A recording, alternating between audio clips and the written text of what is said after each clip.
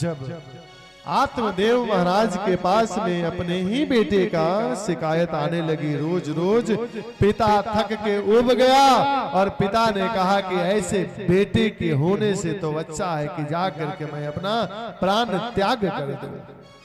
और अब यहाँ पर आत्मदेव प्राण त्याग करने के लिए घर से जाने लगे।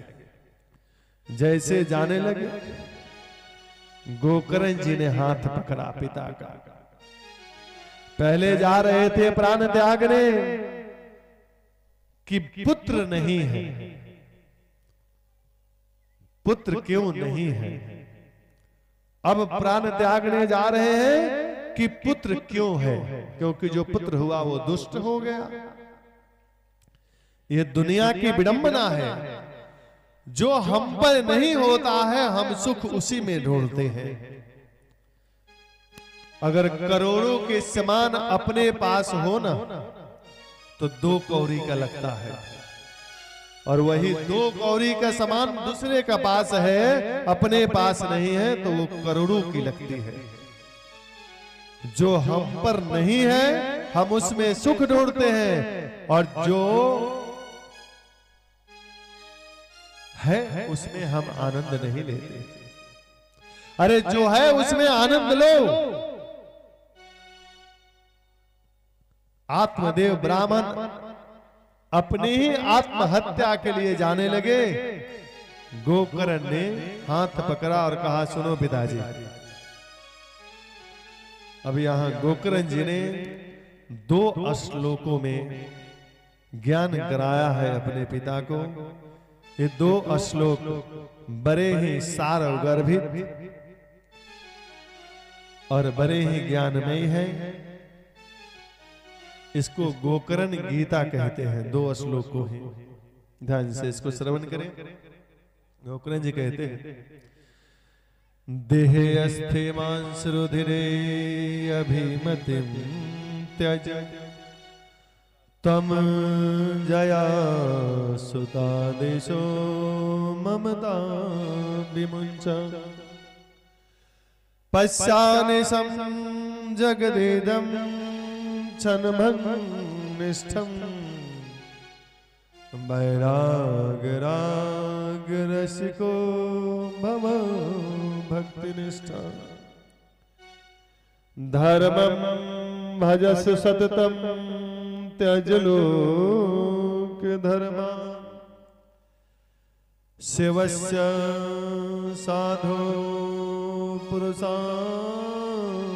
जहि काम तृष्णा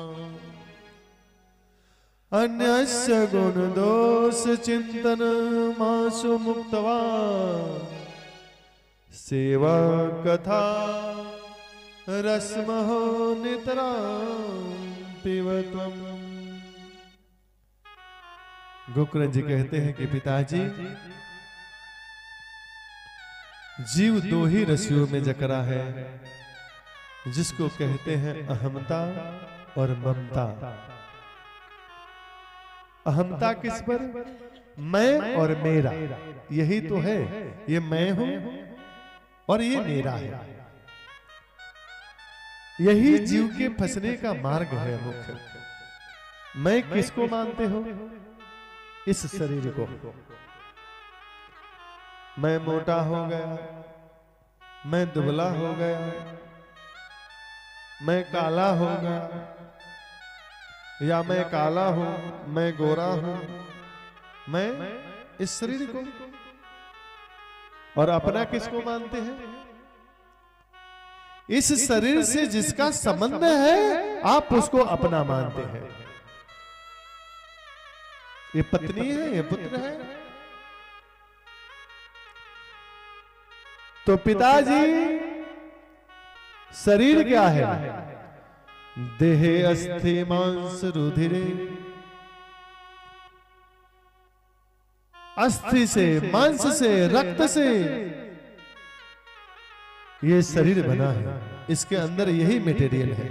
हड्डी, मांस, खून, ऊपर से चमड़े का प्लास्टर है। कोई काला है, कोई गोरा है, कोई कितना भी सुंदर हो, थोड़ी सी चेहरे की चमड़ी हट जाए और अंदर का मटेरियल दिखाई देना शुरू हो जाए तो आप उसके तरफ देखोगे भी नहीं। तो इस हड्डी मांस के शरीर पर आप अभिमान करते हो। जिस अन्न से ये शरीर बना है, अन्न बना के रख दो, थोड़े देर में वो खराब हो जाती है, सड़ जाता है। उससे बना हुआ शरीर ये कितने दिन तक चलेगा पिताजी? और इस शरीर पर अभिमान कर रहे हो आप और संबंधियों पर ममता दिखा रहे हो। पिताजी दुनिया में कोई किसी का नहीं है। अहमे एको न में कश्चित, अहमे एको न में कश्चित। दुनिया में ऐसा कोई भी दिखाई नहीं देता जो मेरा परमानेंट हो सके। ना हम अन्य कश्चित, दुनिया में ऐसा भी कोई नहीं जिसके हम परमानेंट हो सके। न जाने कब कौन बीच रास्ते में छोड़ के चला जाए। ना तम पश्यामि अस्या अहम तम पश्यामि हो मम। दुनिया में ऐसा कोई भी नहीं है जो आपके जीवन में आपका जीवन भर आपका साथ दे। कब कौन छोड़ दे कुछ पता नहीं। इसलिए पिताजी कोई आपका नहीं, कोई अपना नहीं। तो भाई अकेले कैसे रहोगे? किसी को तो अपना बनाना पड़ेगा। किसी को तो अपना बनाओगे तो हाँ एक है जो आपका है सदा के लिए। कौन है वो? तो प्रभु रहम मम प्रभु, प्रभु रहम मम प्रभु। हम अनंत कोटि ब्रह्मांड नायक अखिल जगत नियंता कौशलेंद्र नंदन राम जी के भक्त हैं। वो मेरे हैं और हम उनके हैं। ये अभिमान व्यक्ति के पास हमेशा होना चाहिए। गोविंद मेरो है, गोपाल मेरो है, राधा रमन नंदलाल मेरो है। ये संबंध व्यक्ति को कभी नहीं टूटना चाहिए। ये अभिमान होना चाहिए कि प्रभु के हम हैं और प्रभु हमारे हैं। ये रिश्ता कभी नहीं टूटना चाहिए। हमारा वेद पुराण साधु संत सनातन धर्म ने हर जगह अभिमान को वर्जित किए हैं। किसी भी प्रकार का आपके पास अभिमान नहीं होना चाहिए कि आप धनवान हैं, आप बुद्धिमान हैं या आप कुछ भी महान हैं। किसी प्रकार का अभिमान सनातन धर्म में वर्जित है। लेकिन हमारा धर्म एक जगह अभिमान की आज्ञा देता है, आदेश देता है। कौन सी अभिमान की आदेश देता है? अस्य अभिमान जाय जन हो रे, अस्य अभिमान जाय जन हो रे। मैं रघुपति रघुपति पति मोरे, रघुपति पति मोरे। मैं भगवान का दास हूं और भगवान हमारे हैं, हम उनके हैं और वो हमारे हैं। ये अभिमान कहीं नहीं जाना चाहिए। इसलिए पिताजी ममता विमुंचा, मुंच मतलब हट जाओ, इस ममता से हट जाओ कि ये आपका पुत्र है। ममता से हट जाओ। और पिताजी जही काम तृष्णा, सभी कामनाओं से, काम तृष्णा मतलब इच्छाओं से हट जाओ। मन में जितनी आपने इच्छाएं रखी है सभी इच्छाओं को निकाल करके बाहर फेंक डालो। आपके मन में इच्छा हुई कि हमें भी बहुत सुंदर मकान होता। आपने दिन रात मेहनत करके धन कमाए, घर बनाना शुरू कर दिया, रिश्तेदारों से पैसे लिए, जनकारों से पैसे लिए लेकर के आपने अपना मकान बनाया। मकान बन गई, गृह प्रवेश होने वाला है और आपका मन प्रसन्न है। भैया कल आप जरूर आना, हमारा गृह प्रवेश है। मैया सब माता लोग कल हमारा घरे आई, घरे गृह प्रवेश हुआ। सभी रिश्तेदारों को आप बुला रहे हैं, सबको बुला रहे हैं। क्यों बुला रहे हैं? आपके मन के अंदर जो कांटा, हृदय में जो कांटा चुभी थी, घर बन जाता, वो कांटा निकल चुकी है। आप प्रसन्न हैं, मकान आपका बना हुआ है, इसलिए आप प्रसन्न हैं। गृह प्रवेश हो रहा है, इसलिए आप प्रसन्न हैं। मकान तो 50-100 साल रहेगा, लेकिन प्रसन्नता, आपकी खुशियां 2-4 दिन में ही चली जाती है। क्यों चले जाती है? क्योंकि कामना के दूसरी कांटा चुभ गई कि घर के बाहर एक 4 चक्के की गाड़ी भी होती है। घर से बाहर एक 4 चक्के की गाड़ी भी होती। अब आपने दिन रात मेहनत करके 4 चक्के की गाड़ी का इंतजाम किया, आपने धन इकट्ठा किया, आपने गाड़ी लाया। जैसे गाड़ी की कामना की कांटा निकली, मन प्रसन्न हुआ, तब तक तीसरी कामना की कांटा चुभ गई कि पूरे घर में एसी होता।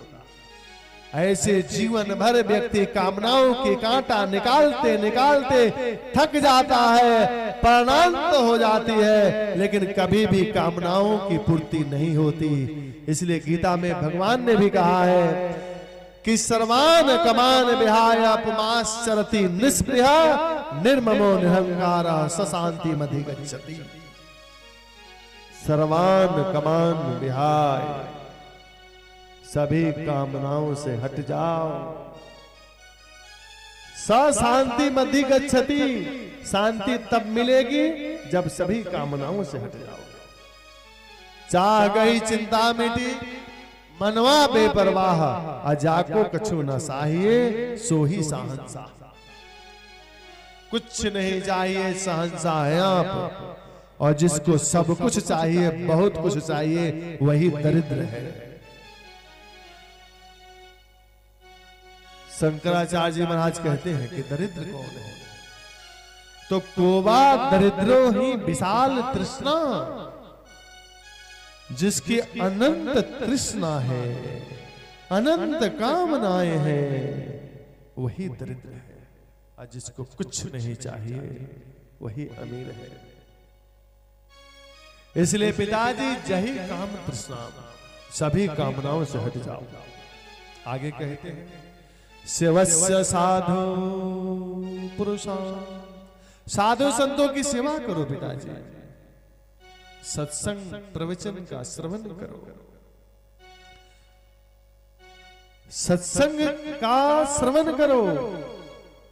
और अन्यस्य गुण दोष चिंतन मासो मुक्तवान। बहुत सुंदर बात कहा है कि दूसरे का गुण और दोष दोनों देखना बंद करो। क्यों? देखिए, गुण देखना और दोष देखना दोनों ही दोष है। क्यों? यदि आपने किसी के अंदर दोष देख लिया तो पहले ही मुंह बिगाड़ लोगे, घटिया आदमी है, कैसा आदमी है ये, इससे क्या बात करना, ऐसे लोगों के पीछे ही क्यों पड़ना। पहले ही आपने मुंह बिगाड़ लिया, बहुत घटिया आदमी है, दोष देख लिया। और यदि आपने गुण देख लिया उसका और उसके दीवाने हो गए, उसके पीछे पीछे चल दिए, और किसी दिन उसने डांट दिया ना कि क्या तुम रोज रोज मेरे पीछे पीछे चलते हो, तो बड़ी धक्का लगेगी कि हम इनसे इतने प्रेम करते हैं और ये हमें डांट दिया। इसलिए पिताजी गुण और दोष देखना दोनों बंद करो। बहुत सुंदर उपदेश किया है। सीधा आत्मदेव ब्राह्मण तपस्या के लिए गए हैं, अपना कल्याण किया। इधर गोकर्ण जी भी घर से तपस्या के लिए चले गए। घर में मां अकेली बची है।